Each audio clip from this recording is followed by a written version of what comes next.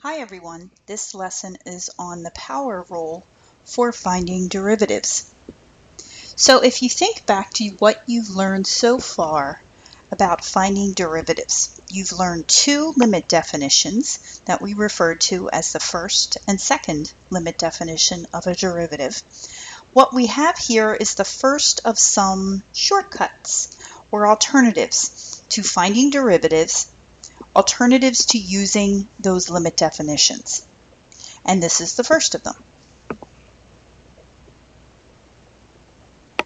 So what the power rule states is that if f is a function such that f of x is equal to x to the n, where n is an element of the rational numbers. Remember, q is our mathematical symbol for the rational numbers. And remember what a rational number is any number that can be expressed as a fraction. Then f prime of x, the derivative, is equal to n, which was the exponent, times x now raised to the n minus 1 power. So let me give you a really quick little example. So if we had a quintic equation, 2x to the fifth minus 6x squared plus 6x minus 12, the derivative, you would have y prime is equal to, so you do 2 times 5, you do the coefficient times the exponent, that's 10, x, and you subtract 1 away from the exponent, so now it's 4, minus, now you do 6 times 2, that's 12, x, take 1 away from that exponent, so that's just to the first. If you like to write in the 1 exponent, please do feel free, you might find it helpful for a little while, plus, now remember the exponent on this linear term, the x is simply 1, so you have 6 times 1, so that's simply 6. When you take 1 away from the exponent, of course, you have now x to the 0, which we know is 1, so it's really just 6. Okay, and then the constant term, minus 12, that really just goes away, and we're going to talk about why in a second. So what we have here is a really quick way now to get the derivative. Now think about how you would have had to do this before. This was just an equation that you were asked to find the derivative of, so we probably would have had to use that first limit definition of the derivative, the one with the h in it. And remember how that numerator goes, f of x plus h. So imagine having to figure out, if you substitute x plus h in there and have to do that to the 5th power, you go ahead and do that if you really feel like it. But that's why these rules, and as I said, this power rule is just the first of a few that you're going to learn shortly. They really are shortcuts if you want to think of them that way. So let's talk a little bit more about why this 12, when we took the derivative of that constant term, why did that come out as 0? Now there's two different ways you can think about this, and we're going to use that 12 as our example. So that constant term was a negative 12. And a constant term we know has obviously no x attached to it. You could think of it as x to the 0 power. And x to the 0 power we know is 1. So really you just have minus 12. Well, apply the power rule to that. If you do negative 12 times 0, obviously that's 0. You have x to the negative 1, which would be 0 over x to the first. Well, 0 over that's just going to be 0, assuming, of course, x is not 0 itself. So that's really one reason why when you take the derivative of a constant term, it just comes out 0. Now let's look at it from a geometric point of view. So let me draw a set of axes, and I'm going to think of that negative 12 as an equation, y equals negative 12.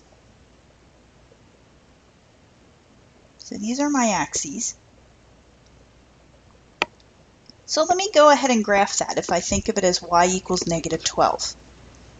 Well, we know the graph of y equals negative 12 is simply a horizontal line down here at negative 12. So let me put it right about here.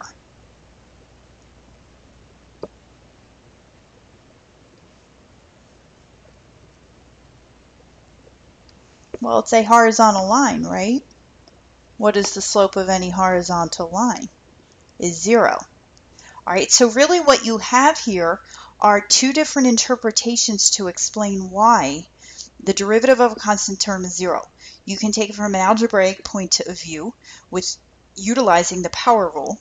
You can also take it from a geometric point of view in terms of thinking of the derivative as the slope of a line tangent to a curve. Well, if this is a horizontal line, the slope anywhere is going to be 0. All right, so you really do have two different explanations, if you will, as to why the derivative of any constant term is always going to be 0. So let's take a look at some more practice problems. And we'll just practice using the power rule. All right, so the first one is g of x equals cube root of x. Now, one thing you might want to do, think of this as written with an exponent, in exponential form. Because if you think about how the power rule goes, you're multiplying that exponent times the coefficient. So if you can think of things in terms of having an exponent, it's much easier. So the coefficient is obviously just understood to be 1. So when you find your derivative, it's simply going to be 1/3 x, and now you have to subtract 1 from the exponent, so that now gives us an exponent of 2/3. Now let's try the next one. So we have 4/5 times 2 is 8/5. T, subtract 1 from your exponent, and your exponent is just 1. Again, if you find it helpful to write the one exponent for a little while you're still learning this and it's still new to you, feel free to do that. Now the next one, we'll rewrite that also in exponential form. So that will be 2x to the 1/2. So our derivative, we have 2 times 1/2, which is just 1. Again, if you find it helpful to write the 1 there, please do feel free. You have x, take away 1 from the exponent, and that gives you a negative 1/2. You're free to leave it like that, or if you find it preferable, you can rewrite it in terms of a positive exponent. Either one is fine. So let's try a few more.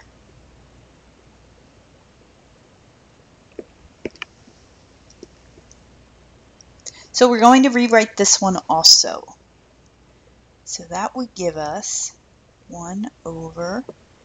This would be x to the 2/3. Right, but think about how the power rule goes. It needs to look like a coefficient times x to the n. All right, so we might have to rewrite this a little bit better.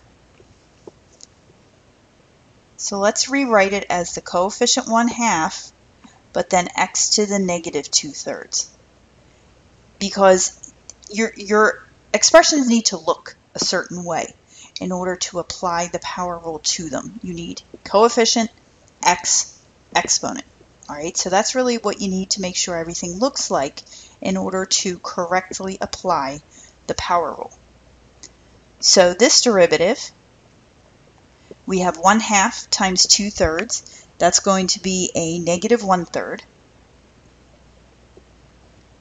X, now we need to subtract 1 away from our exponent, so that's minus 3/3. So our new exponent is a minus 5/3. Again, it's perfectly acceptable to just leave your answer like that.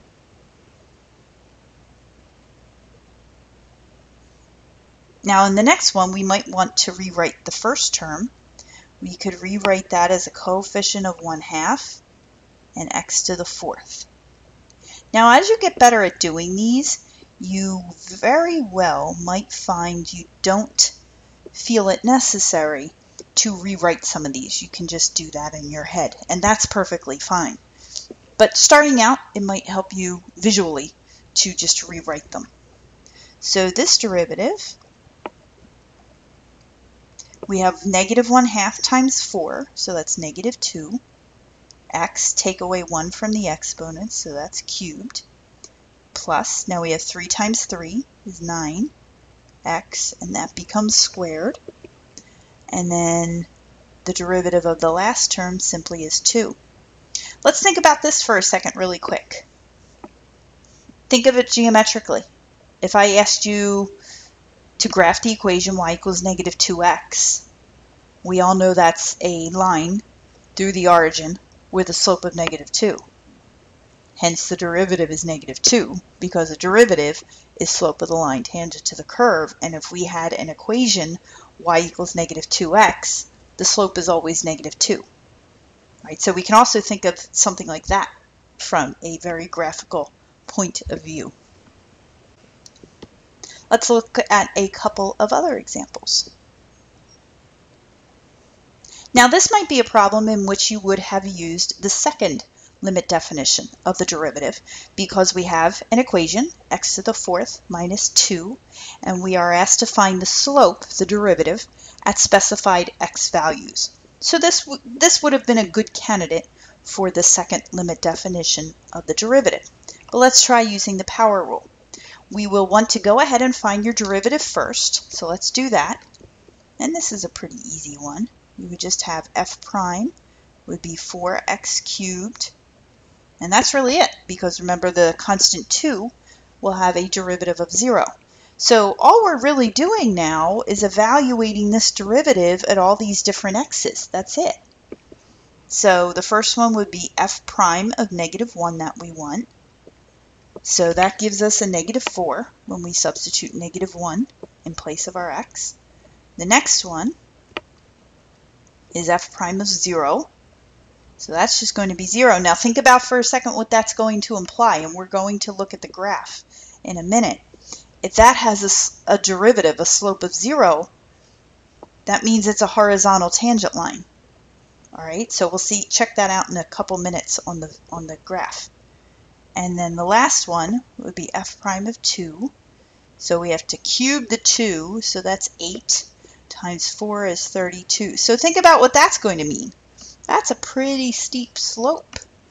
So that's telling us that at x equals 2 on the graph of this original function, because we are talking the graph of the original function, x to the fourth minus 2, that's going to be pretty steep there. So let's go check that out on the graph and see if it actually looks that way.